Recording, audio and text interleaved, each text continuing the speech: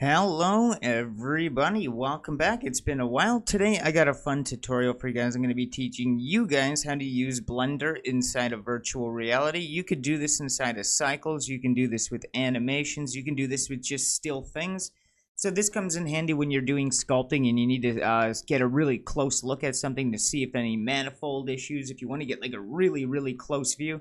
Or if you want to know if something looks like in scale, or if you're building a map for a video game, you need to see a really small space.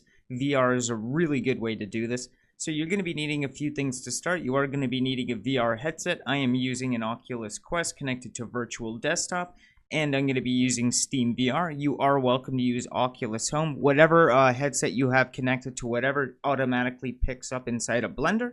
So we're going to go right ahead now, and I'm just going to show you how to install this add-on. So go to Prefences, go to Add-ons, and then search for VR in the little inspector box at the top, and then find an add-on called VR Inspector, enable it, and then when you go back to your viewport and you press N on your keyboard, you're going to notice that you have this new VR tab. So we're going to be using this to jump into VR today. And I'm just going to make a quick little animation out of a box so I can show you that the animations do play. And the thing doesn't exactly stop right when the animation is finished. It'll just keep looping. So we're just going to go to 100, and I'm just going to spin this cube around like that and play it back. Okay, I'm just going to set my time scale to 100, and we should be good to go. So it's going to start us right at the origin point when we jump over into VR. You can mirror, you have landmarks, so if you want to set a certain landmark that you want to work on and go back to later, you could do that as well. In the second tutorial, I'm going to teach you guys how you can use your motion controllers as a brush. So if you're doing sculpting, you can sculpt directly in Blender in virtual reality. So keep tuned for that, and please do subscribe, because that's going to be a really fun tutorial. But for the meantime, I'm just going to get you guys into VR, so let's jump over into the Quest.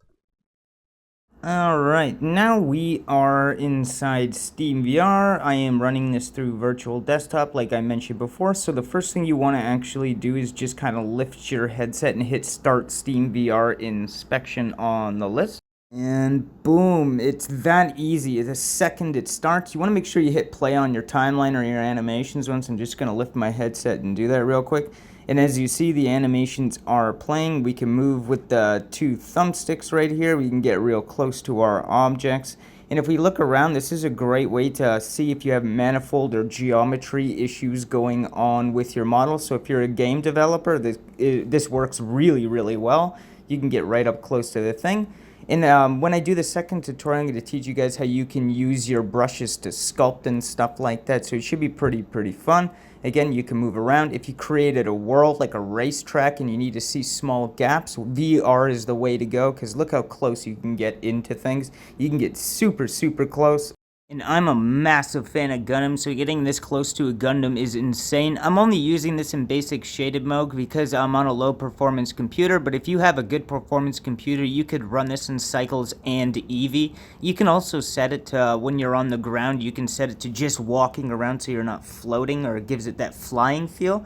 But this is actually really cool to see a Gundam just like this, so yeah, really fun, man.